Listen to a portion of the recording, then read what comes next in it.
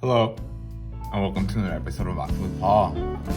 Today, I bring you the LG Stylus 6, LG's attempt at a budget Galaxy Note 10. Let's take a look at it.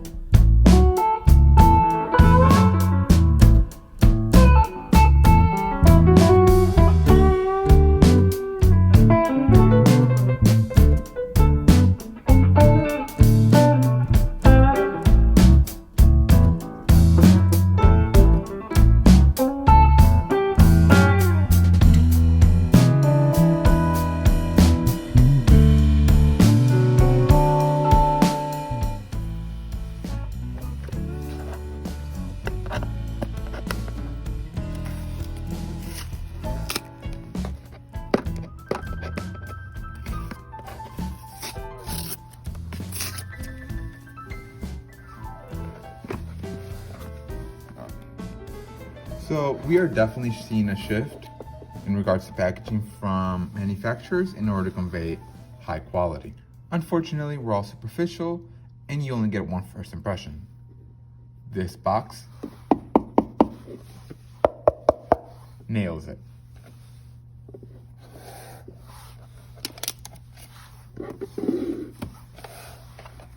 In the box, we get a SIM card as this is a Metro by T-Mobile phone. We also get a welcome and start guide to get yourself familiarized with the phone, along with a SIM card ejector tool.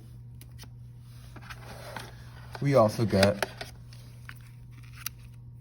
a Type C USB cable, along with LG's fast charge charger. Now this is rated to 1.8 amps at 9 volts or 16 watts, however you want to look at it. If that holds to be true, that will be fairly impressive.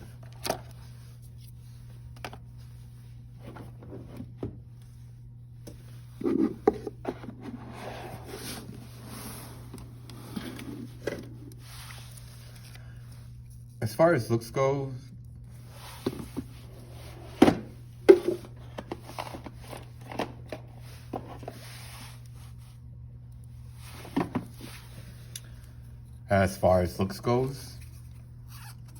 this has got to be one of my favorite phones. This beautiful iridescent back just really does it for me. It changes color depending on which way you're looking at it. And I'm surprised they haven't gotten sued by Galaxy, as this is fairly similar to the Galaxy Note 10. We are rocking a massive 6.8 inch 1080 by 2460 IPS display. Along with that, we also happen to have the latest version of Android 10.0. For storage, we do have 64 gigabytes along with 3 gigabytes in the RAM, paired to an octa-core processor, with the usual 4 efficiency cores and 4 power cores. The 4 efficiency cores being clocked in at 1.8 gigahertz for low power day-to-day apps, in order to conserve battery and keeping the phone cool, thus increasing longevity. We also have 4 power cores that are clocked in at 2.3 gigahertz to help with more power intensive tasks. Unfortunately, I am sad to inform that we do not carry the latest generation of communications, as this phone only has Wi-Fi B, G, and N. We do not have NFC. We only have USB-C 2.0, but on the bright side, we do get the latest version of Bluetooth with 5.0. On the left side, we have quite a bit going on, starting with the SIM/SD card holder, followed by the dedicated voice system button, and our individual volume buttons with both volume down and volume up. At the very top, we get a single pinhole microphone. On the right side, we get just a power button. Now at the very bottom, we got a headphone jack, which is always nice to have in this day and age, followed by another pinhole microphone and the beautiful USB-C type port. Now that port is used for both charging and data transfer, but again, it is only a USB 2.0. That is followed by our triple speaker grill And finally, the piece de resistance, the stylus. Now, I'm not gonna sit here and pretend like I'm an expert on styluses. Stylus? Styli? I don't know how you say the plural of it. But this is a stylus that comes with the Stylo 6. It is only a capacitive touch stylus. There is no power to it. And when you push it in, there's this little click that goes with it. Normally, I wouldn't comment too much on these except for the fact that, as you can see, this stylus only goes in one way, like that. If you happen to put it in the wrong way, if you happen to put it in slightly askew or crooked, it will get stuck, it will get jammed in there. That is unfortunately a downside to this phone. Later on, I will display the stylus use for you guys and see how it runs.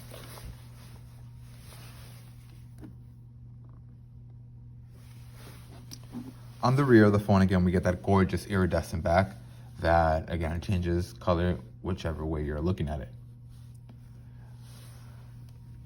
LG's really stepped up their camera game, going from a single camera cutout to a triple camera system in only one generation. Now, for a triple camera system over here, we do have a 13 megapixel wide angle lens, followed by a 5 megapixel ultra wide angle, and a 5 megapixel depth camera. Finally, we also get our single LED flash, followed by our fingerprint scanner, which is always nice to have, especially today in the day and age of masks where facial recognition doesn't always work the best.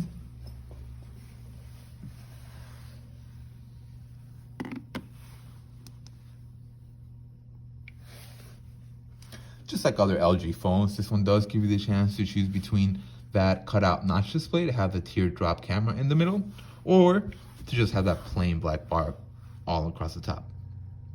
Notch, bar, notch, bar, notch, notch, bar, notch, bar, notch. Just like other LG phones, this one does try to cram down our throats that gesture's way of navigating the phone. I still haven't gotten used to it, so I always just go back and I change the way of navigating the phone and just look up buttons on the settings app, go click on buttons only, and we can have our button navigation back that we are all used to. So the phone seems to be nice. It seems to be nicely laid out until you try to bring up your apps list. As you can see, I'm scrolling up, nothing happens. This is the one thing that drives me up the wall regarding LG phones. Again, there is no apps list. If you want to look for your apps, you have to individually browse through them. You have to look for them. And if you can't find one, good luck, because you're going to have to go through individual folders to find where are those apps located in. And some of these folders, as you can see, like the Google folder, it has 2 pages. So there's no way that you would have known that documents, Google Pay, calendar, files, sheets, slides, and keep notes are all under the Google folder. In addition to that, thankfully, you are able to move apps around. As you can see here, I can hold one app and I can move it around anywhere, unlike the Rebel 4. Thankfully, this huge Google bar can also be moved and adjusted to your liking, and it can be deleted altogether if you so choose. I feel like LG's just, they have nice and charming devices. You know, they're not cutting edge or anything like that. I just feel that they would do so much better if they just kept things simple instead of trying to put their own spin on everything. Not everything has to be innovative. Not everything has to be brand new. If things aren't broken, don't fix it, you know? Let's go see how we do on a portrait mode. Oh man, this is... What? I didn't even take a picture.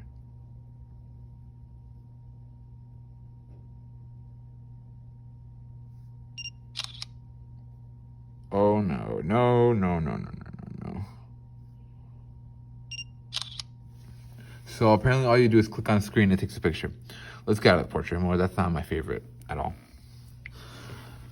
I don't know. I was doing my best to be impartial regarding this phone, regarding its camera qualities, but this is the artificial intelligence camera. Its picture. I don't know what else to say about it. I mean, it's fairly sharp. I mean, stuff in the background is still well defined. And here's a picture of text. Text still looks somewhat sharp. It doesn't look soft or anything like that.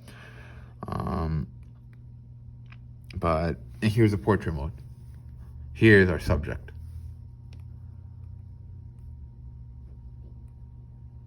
This is probably the only one that was taken properly, where you can still see the subject all the way at the bottom and everything else is blurred out. I'm not a fan of this camera. I'm sorry. I was really expecting a lot more out of this phone, especially for its price point. I was expecting a lot more. And of course, you guys not gonna let the video end without showing you Geekbench 5 scores. Let's go ahead and agree to the terms of service. Again, we have 4 cores at 1.8 gigahertz on the efficiency core, and 4 cores at 2.3 gigahertz on the power cores. Let's go ahead and run the CPU benchmark, and I will see you guys as soon as this is over. And we are finally done. Our Geekbench scores bring us with a 168 score on the single core and a 952 on the multi-score. Not to spoil anything, but that is fairly low. In case you guys are interested in those scores, here you go. That's pretty bad. Let's see, compared to other phones such as the OnePlus 8, we are at a 168, they're at 897. The Galaxy S20 Ultra is at 800. The Galaxy S20 Plus, it's pretty at 797. The OnePlus 7T at 748. The OnePlus 7 Pro at 726. The Xiaomi Mi 9T Pro sits at 654. The Galaxy A71 sits pretty at 495. And the Samsung Galaxy S8 sits at 356.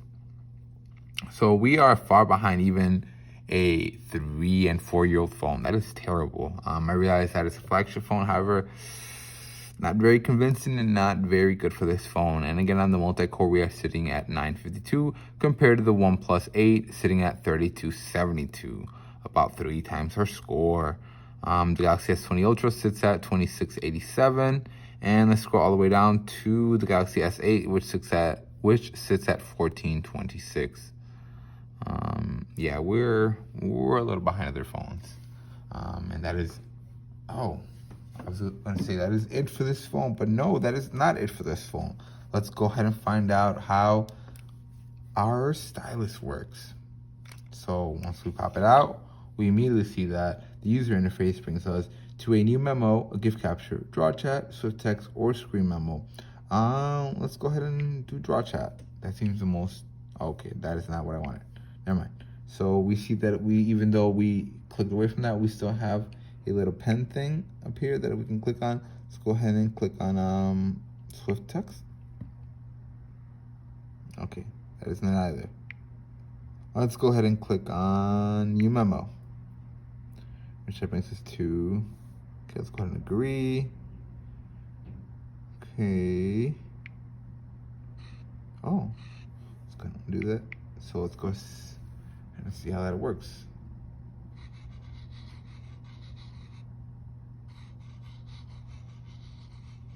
My cursive is terrible.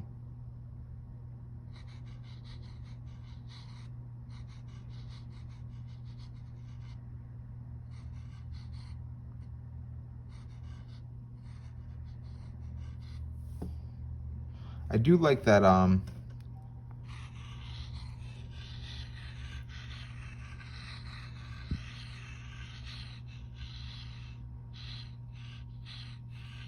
to it. Let's turn it up a bit. How do we turn that up? I want to hear it more. There we go.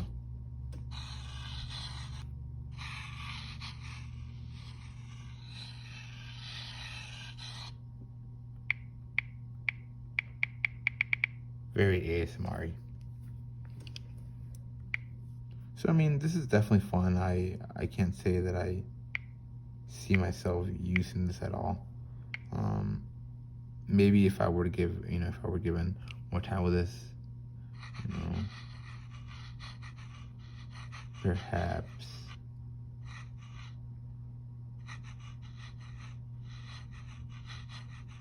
I would spend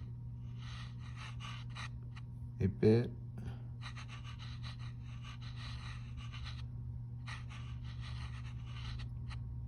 more time.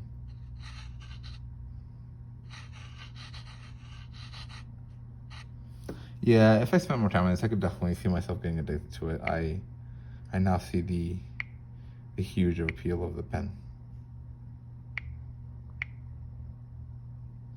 I believe you're also able to, oh, calligraphy? No. That's not what I wanted to write.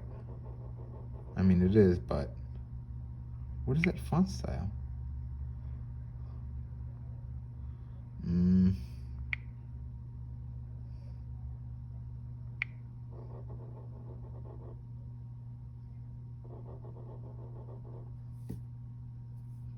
Okay.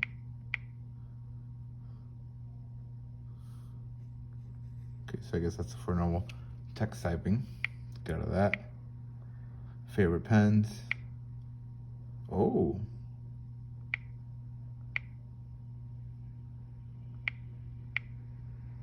Let's try that.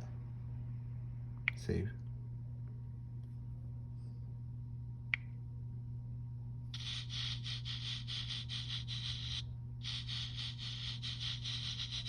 Okay. Maybe I'm just really bad at this. Yeah, I am.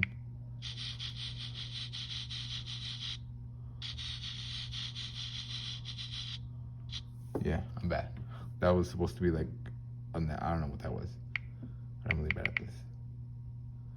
Text, different pens.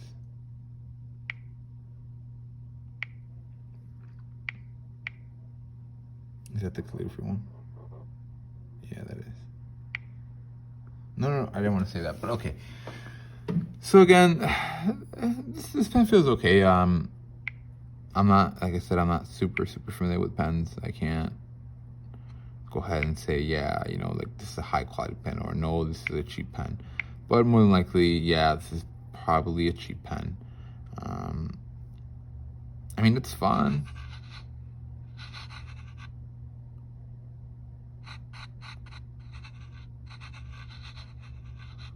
But you can definitely see the screen lagging behind the pen. The pixel response isn't the best. You can see a drawing chasing the pen.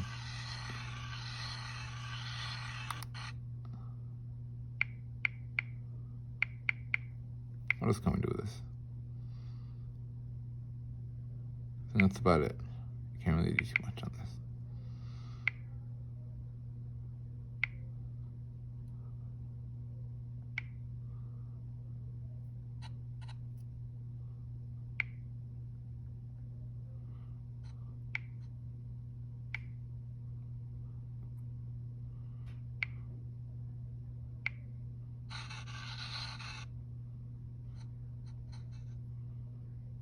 So I guess you can just write on the screen.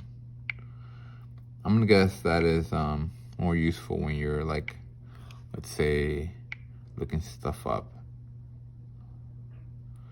Let's say, let's look up the Stylo. I mean, again, I can definitely see the appeal of using the pen, but I didn't click on release date, but okay.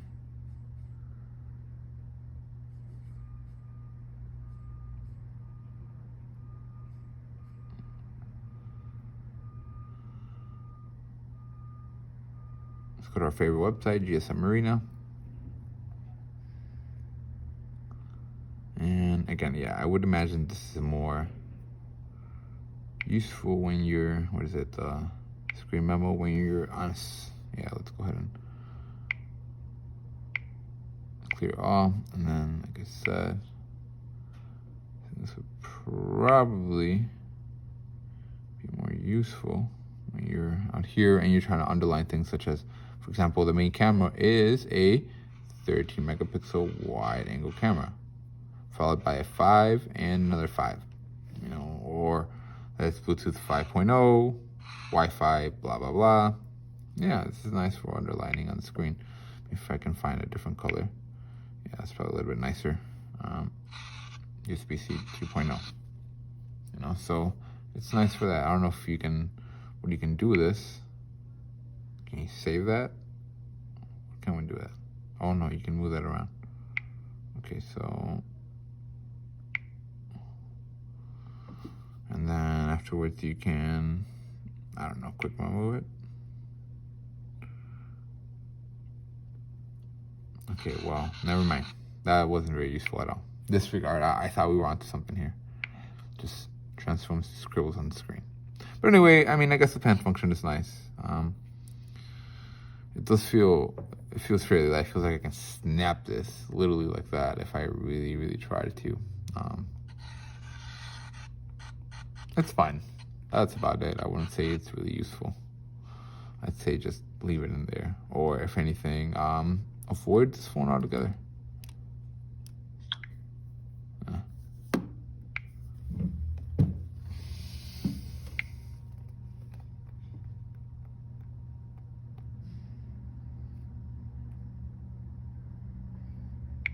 I did at least want to display, what is it, fingerprint scanner for you guys and see how well or how poorly it worked.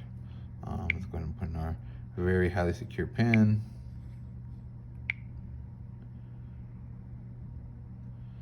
Okay. Let's go ahead and get our finger acquainted with the fingerprint scanner. Okay, cool. Okay, so I'm guessing you just have to touch this for it to unlock. It's really quick. I don't know if you guys can hear the